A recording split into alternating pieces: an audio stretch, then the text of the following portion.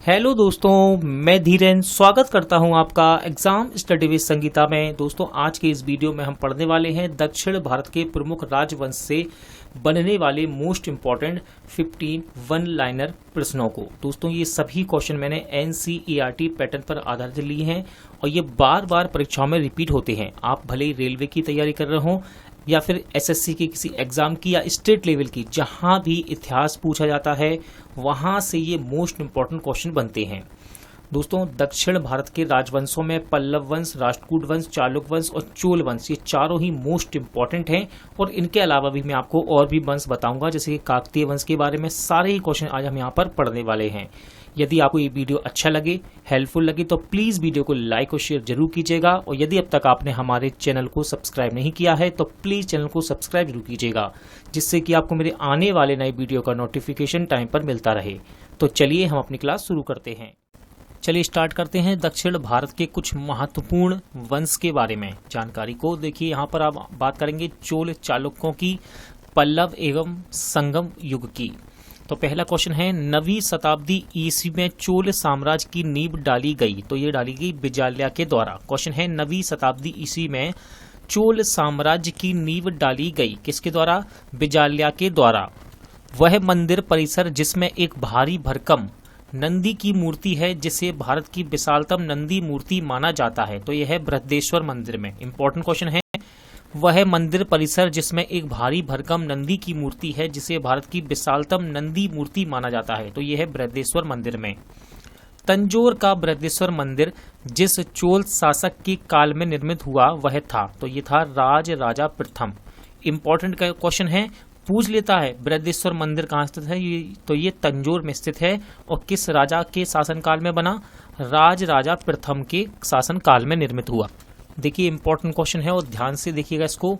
चोलों का राज्य फैला था। तो कोरोमंडल तट दक्कन के कुछ भाग तक चोलों ने पंड्य तथा चेर शासकों को पराजित कर प्रायद्वीपीय भारत पर प्रारंभिक मध्यकालीन समय में अपना प्रभुत्व स्थापित किया। चोलों ने दक्षिण पूर्वी एशिया के शैलेंद्र साम्राज्य के विरुद्ध सैन्य चढ़ाई की तथा कुछ क्षेत्रों को जीता। अगला क्वेश्चन है, कावेरी पत्तन, महाबलीपुरम, कांची तथा तंजौर में से चोलों की राजधानी थी। इंपॉर्टेंट है, तो चोलों की राजधानी थी तंजौर। ठीक है, चोलों की राजधानी क्या थी? चोल शासकों की राजधानी क्या थी? तंजौर। चोल प्रशासन की विशेषता थी। तो देखिए, ग्राम प्रशासन की स्वायत्तता। चोल प्रशासन की विशेषता क्या थी? ग्राम प्रशासन की स्वायत्तता। वह दक्षिण भारतीय राज्य जिसमें उत्तम ग्राम प्रशासन था। तो ये था चोल शासकों का। चोलों के अधीन ग्राम प्रशासन के बहुत से ब्यौरे जिन शिलालेखों में मिले हैं वह है। तो वे हैं उत्तर मेरूर में चोलों के अधीन ग्राम प्रशासन के बहुत से ब्यौरे मिले हैं। चोल शासकों के शासनकाल में उद्यान प्रशासन का कार्य देखता था। तो टोट्टे बारियम ये चोल प्रशासन के शासनकाल में उद्यान प्रशासन को देखा करते थे। चोल काल में निर्मित नटराज की कांस्य प्रतिमाओं में देवाकृति प्राय है। तो यह है चतुर्भुज। इंपॉर्टेंट है, देखिए क्वेश्चन। चोल काल में निर्मित नटराज की कांस्य प्रतिमाओं में देवाकृति प्राय थी। तो ये थी चतुर्भुजाकार, चतुर्भुज थी। दोस्तों, ध्यान रखिएगा। शिव की दक्षिणामूर्ति प्रतिमा उन्हें प्रदर्शित करती है शिक्षक के रूप में। क्वेश्चन है, शिव की दक्षिणामूर्ति प्रतिमा उन्हें प्रदर्शित करती है किस रूप में? शिक्षक के रूप में। 72 व्यापारी चीन में भेजे गए थे कुलुतुंग फर्स्ट के कार्यकाल में। क्वेश्चन है, 72 व्यापारी चीन भेजे गए थे। तो आंसर है इसका कुलुतुंग फर्स्ट के कार्यकाल में। चोल, चेर, पल्लव एवं राष्ट्रकूटों में से दक्षिण भारत का वह राजवंश जो अपनी नौसैनिक शक्ति के लिए प्रसिद्ध था। इंपॉर्टेंट क्वेश्चन है, मोस्ट इंपॉर्टेंट। और ये क्वेश्चन बार बार आपको एग्जाम में भी देखने को मिलता है, प्रैक्टिस सेट में भी आता है ये क्वेश्चन। तो सही आंसर है चोल। नौसेना शक्ति थी सबसे प्रसिद्ध किस राजाओं के पास? चोल शासकों के पास। चोल शासकों में से जिसने बंगाल की खाड़ी को चोल झील का स्वरूप प्रदान किया था वह था, आंसर है राजेंद्र प्रथम। क्वेश्चन है, गंगे कोंडे चोलपुरम की स्थापना किसने की? तो इसकी स्थापना की राजेंद्र प्रथम ने। क्या है आंसर? राजेंद्र प्रथम। गंगैकोंड चोलपुरम की स्थापना किसने की? राजेंद्र प्रथम ने।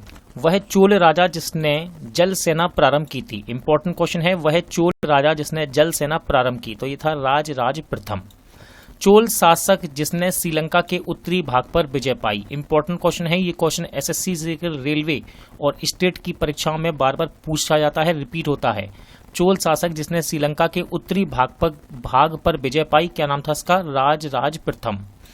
चोल राजाओं में से वह जिसने सीलोन पर पूर्ण विजय प्राप्त की। देखिए दोस्तों, सीलोन श्रीलंका का ही पुराना नाम है। श्रीलंका को पहले सीलोन के नाम से जाना जाता था और इस पर पूर्ण विजय किसने पाई? राजेंद्र फर्स्ट ने। वह चोल राजा जिसने श्रीलंका को पूर्ण स्वतंत्रता दी और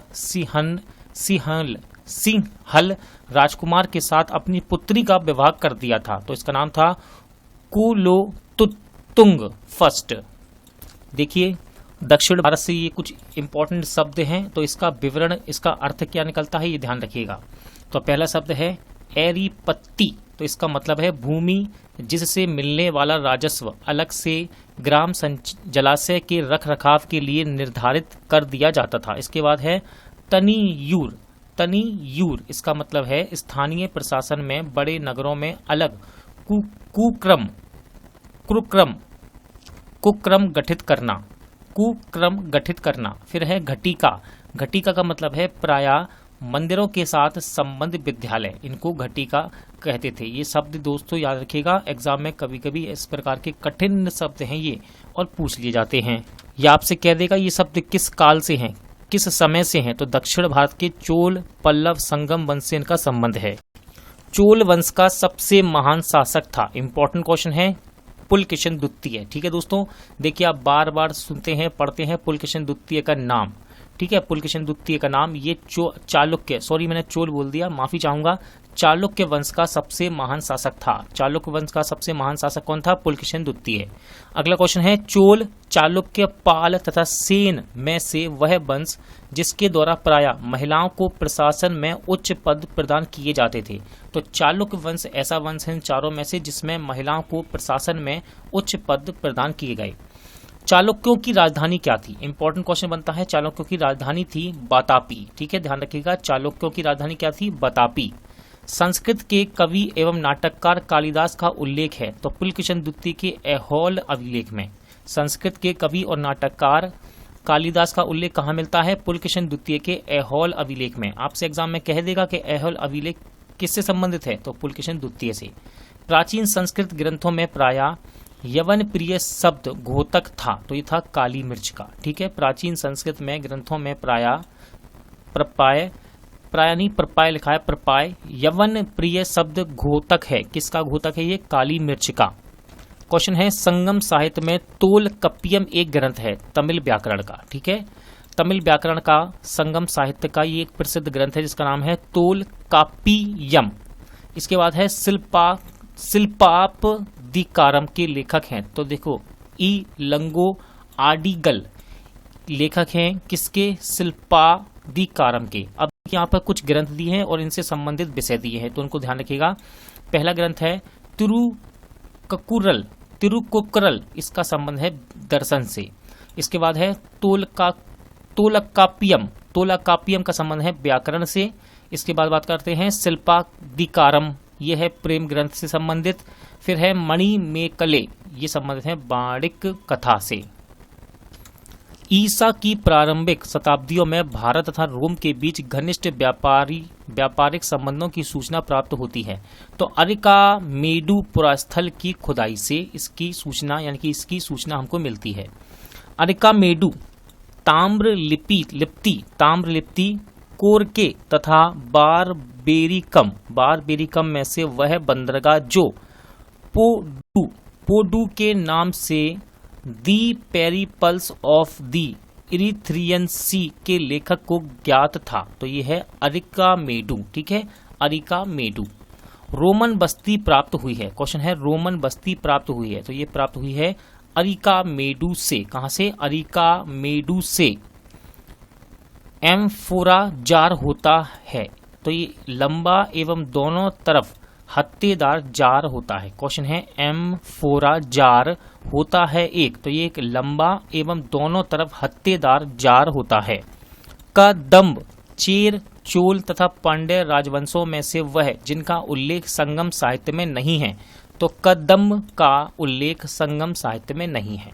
धार्मिक कविताओं का संकलन कुरल है, तो ये तमिल भाषा में है। इंपॉर्टेंट क्वेश्चन है, धार्मिक कविताओं का संकलन कुरल है, तो ये तमिल भाषा में है। तमिल ग्रंथ जिसे लघु वेद की संज्ञा दी गई है, मोस्ट इंपॉर्टेंट क्वेश्चन है, ध्यान रखिएगा। तमिल ग्रंथ जिसे लघु वेद की संज्ञा दी गई है, तो इसका नाम है कुरल।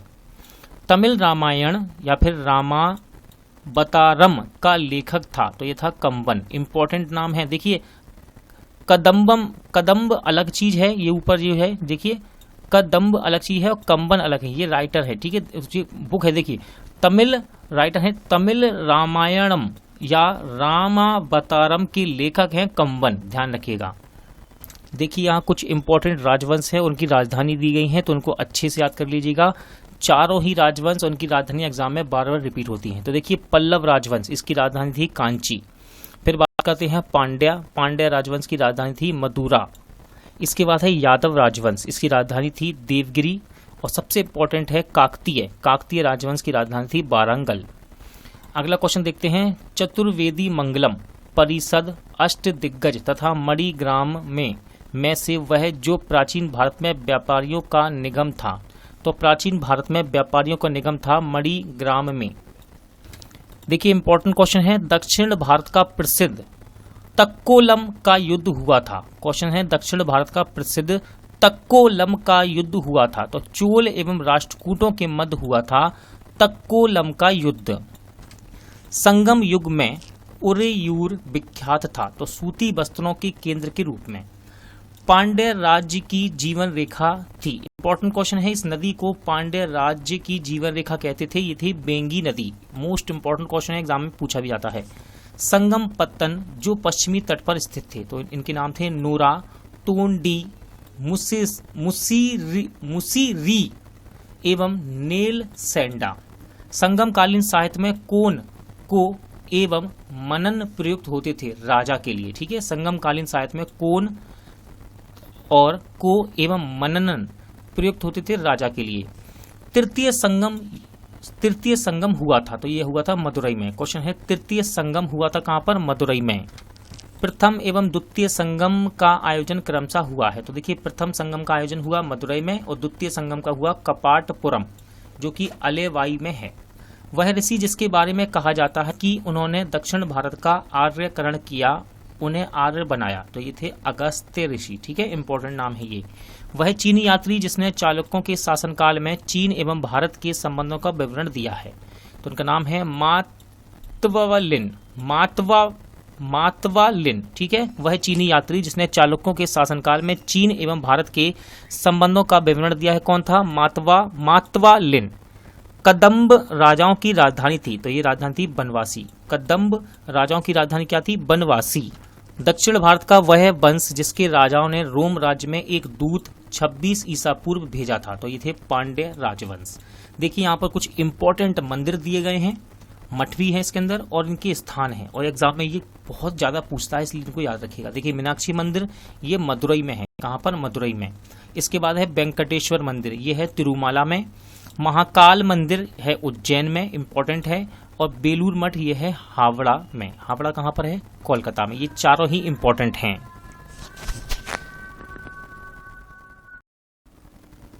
दोस्तों आज का वीडियो यहीं एंड होता है। उम्मीद करता हूं आपको सभी क्वेश्चन अच्छे लगे होंगे, समझ आए होंगे। पूरा वीडियो देखने के लिए थैंक यू। जल्द मिलते हैं नेक्स्ट वीडियो के साथ।